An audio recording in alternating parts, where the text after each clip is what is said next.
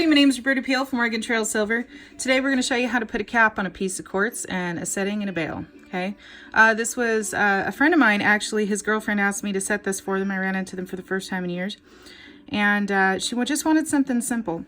So what we have here, we've got a piece of quartz, right? This right here is fairly level all the way around. You can take some calipers to measure it, but it's really not going to be too necessary. We're going to use a 2-part epoxy to actually glue it in. Then we need some 28 gauge. This is 1/4 inch thick bezel wire. It's fine silver. We've got a piece of 20 gauge sheet. I rolled this one myself. This one right here is 18 gauge 4mm inner diameter jump ring and a little bail. Okay. All right. So let's get started. Okay. So one of the first things that I'm going to do is I'm actually going to measure about halfway in between the facet.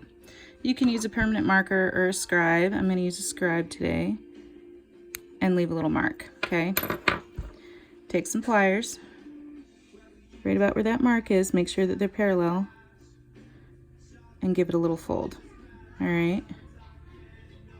Now, just like anything else that you're going to make a bezel for, you're going to wrap it and press it all the way around. You could always, you could do it any way that you want to, but for me, this is the easiest way.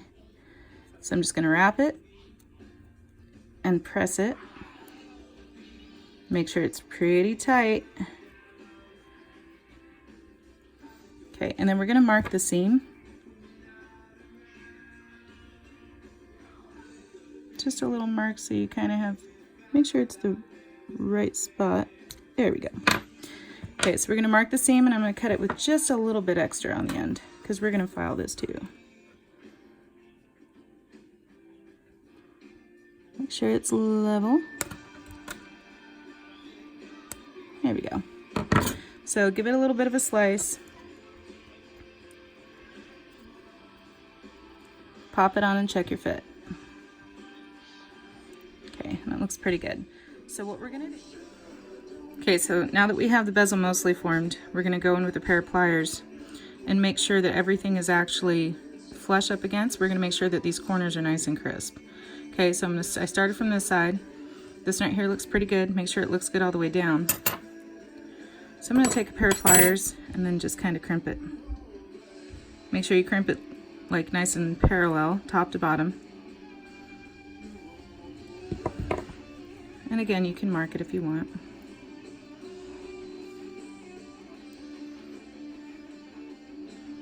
So there's that one. Looks like this right here lines up nicely, so I'm going to go ahead and crimp it as well.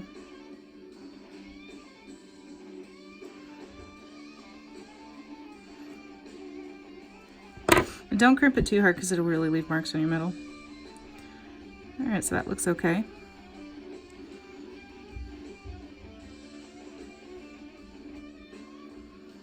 And we'll crimp the next one. Really all we're trying to do is just kind of make the seams a little bit more prominent.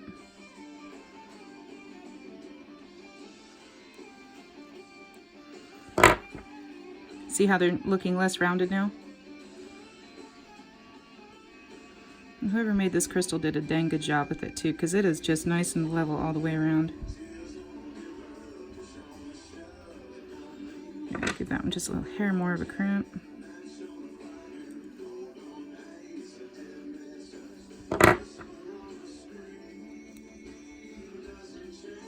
And then just make sure that it's lined up as you go all the way around. And if you need to, like in this right here, I might need to bend that in just a little bit.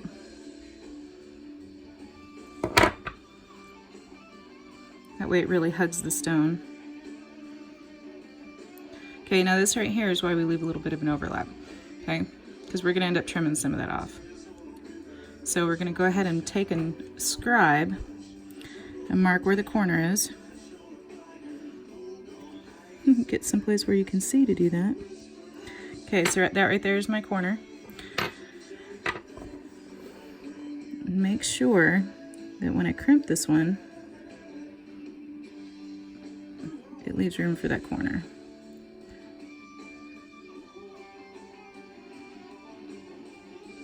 I'm going to fold it in a little bit too. Let's do it this way a little bit more. It doesn't look quite even.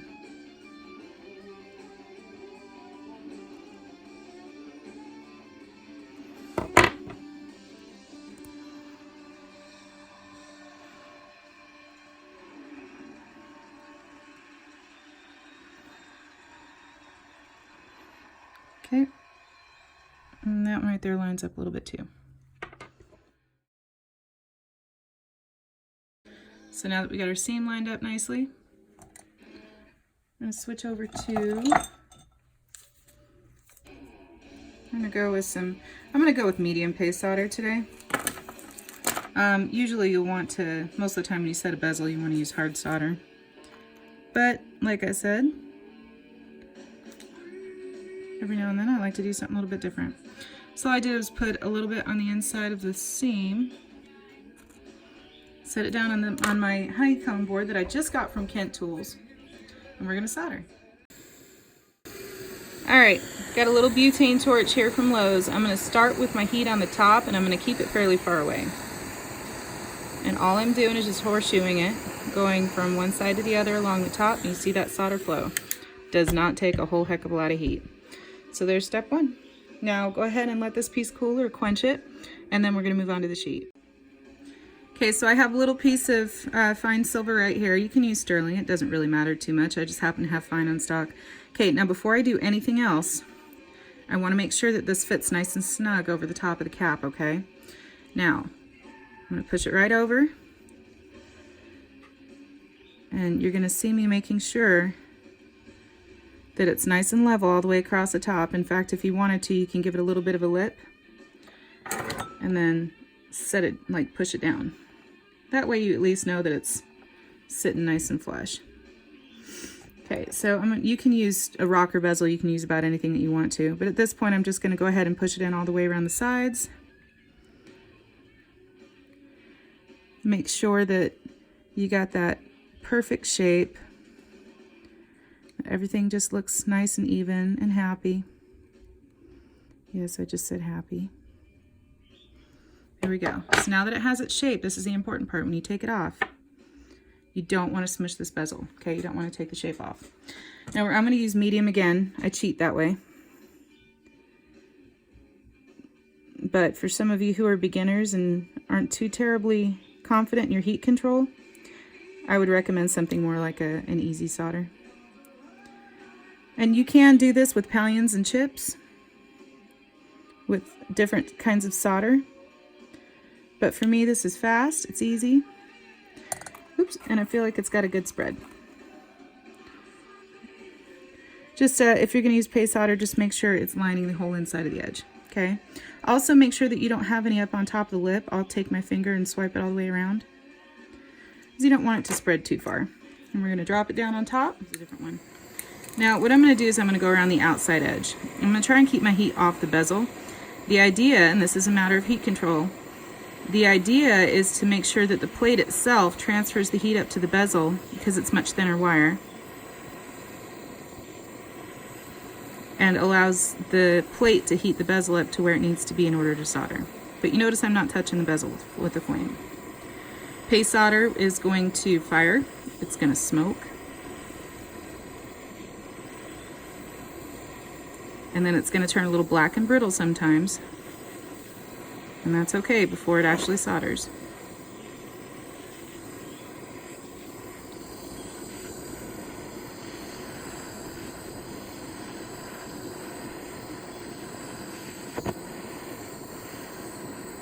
And go on the inside a little bit. And now we're starting to see it flow. You want to make sure that your solder flows all the way around the outside. I'm going to show you why this is important. There we go. Okay, for this next part, all I did, I took a pair of cutters and I snipped with a little bit of lip on the outside edge. You can hand saw them as well. It's probably better if you do. So all I'm going to do is I'm going to get it wet. This is a medium coarse polishing wheel from Rio Grande's Advantage Plus kit. And all I'm going to do is just make it flat. And you kind of want to watch the seam. And it won't take very long, so you can just barely even see it. Now I get it wet because this actually causes some friction.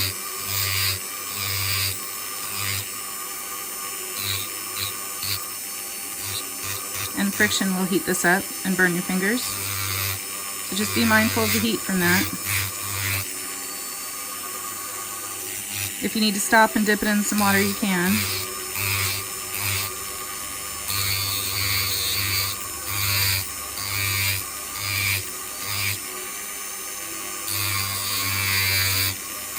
And I'm not making it perfectly flush just yet, because I still have some soldering to do. Notice I haven't cleaned or pickled it. I just kind of want to get the sharp edges off, because we're going to do all the fine-tuned polish work as soon as we get that jump ring soldered on. There we go. All the way around. Now, it's a good idea at this point to try and find your center and mark it. You can measure it and do whatever you want to. I'm just going to eyeball it, okay? Okay, so what I've done is I've put my jump ring in a pair of cross locks, and I put some solder right on the seam, because you want the seam to get closed. At the same time, you want to solder it to your back plate right here. And the best way to do that, now if you have a pair of third hands, this might actually work a little bit better, but I'm so used to doing it this way, so I'm just going to do it this way. So figure out how you want it orientated. Sometimes it helps just a little bit to heat this up a little bit if you're doing it my way. Just kind of get a little heat on it.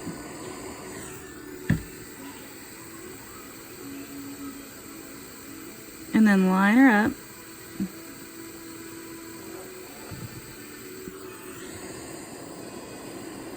And with this, now you want to heat up the back plate.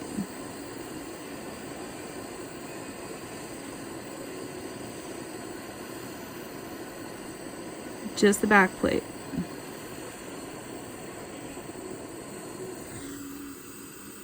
So you see that solder flow. There you go. Looks pretty center, looks pretty good. Bail. Now, a lot of times with these bales, there's really not enough contact in between the 2 points when you buy them this way. This one's from Halstead Beads, to really get a good grab. So what I'm going to do is I'm going to take my pliers and give it just a tiny little pinch on the ends. When I do this, it's going to separate, and I'll show you, see how it separates? So all I'm going to do after that is just kind of bend it in a little bit until it touches after. Haha, just kidding. Okay, here we go. After I slip it over on top of the jump ring. This is the part where it gets a little bit tricky if you're doing it this way. So now all I'm going to do is just kind of bend that in a little bit.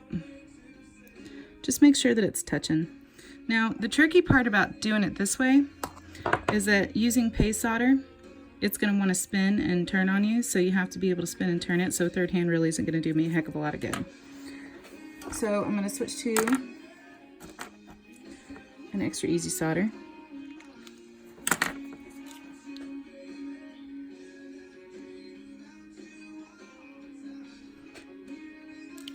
It's not going to take very much. Pop this into my third hand. Okay, this is going to happen pretty quickly. So I'm only heating up the bezel, not the rest of it.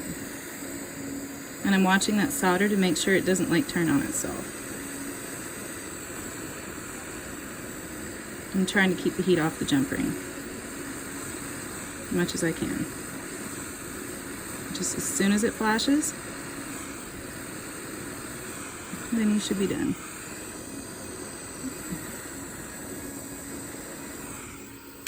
There we go, that's it.